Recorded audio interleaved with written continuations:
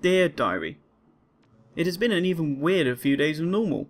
It all started when Melanie contacted me saying that she had evidence that could get Katie off the hook. However, it would get her husband arrested as well. She couldn't give it to the police directly. It would have to be put in the police database where it could be found by journalists who poke around where they shouldn't be. Or as we otherwise call them, journalists. I got to the building location and got to work. As I leapt up onto the roof, I realised the only way in was through a door with a security camera. First I rewired the camera to turn off the lights, then face planted in its view to activate it. With the guards patrolling, it was just a simple case of wiring up the doors to open, waiting for the perfect time to let the trousers do the talking. I went downstairs to activate the next security box, which was positioned cleverly in a place where neither camera was covering it. It was almost as if they wanted the building to get robbed or broken into. A quick leap and another guard was down, and another laptop claimed for the good of, well, myself. With the lights upstairs off, the guards started patrolling past an electrical socket. Unable to resist, I wired it up to the camera to make it a bit electrifying. With all the guards out of the way, accessing the terminal was easy, mission complete. However, the news I got was not good. It seemed I was not quick enough. Katie was gone. She didn't want to be a burden. I felt partly responsible for what happened due to the minor issue of getting her incriminated in the first place, but that thought was quickly overcome with the knowledge that my last mission was now largely mostly pointless. But that was not the only bit of news. I was then contacted by Melanie's husband. He admitted having an affair with Selena. He was planning to run away with her, but the sweary man from Intex was blackmailing him. I wondered if anyone in this city other than me was actually capable of telling the truth.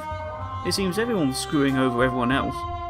Apparently the recording that I planted was doctored. Mark wanted me to put the full recording online for everyone to see so that they could see that it wasn't him that killed her. Before I even had a chance to make a drink, Melanie contacted me again. At this point I'd given up hope of being able to understand what was going on, and it may have shown in my replies. However, she knew who the killer was. If I sent her husband down, she would tell me where he was. After attempting a bit of marriage counselling, I decided to help Melanie. Considering her husband was basically the cause of the whole mess since he couldn't keep it in his pants, it seemed only right to carry on screwing him, just in a different way this time. I would go in and wipe the data. I got to the building and winced when I saw just how many glass floors there were, knowing that I'd probably end up falling through at least half of them.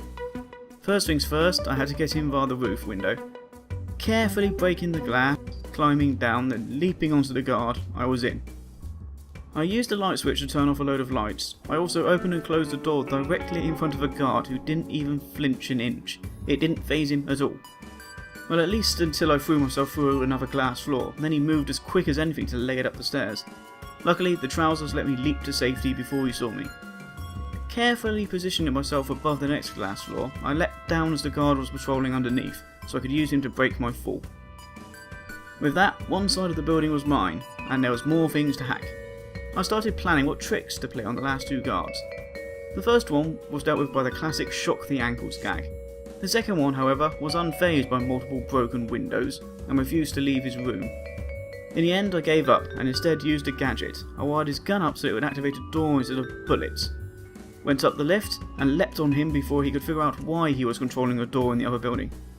Since I now had free reign, I secured another laptop, which had some interesting information on it, before completing the objective and leaving. After being told just how good a worker I was, I parted ways with Melanie and gave her my thanks.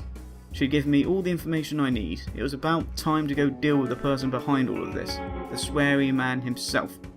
He was going to pay. So there we have it, Diary. The stage was set for a grand finale.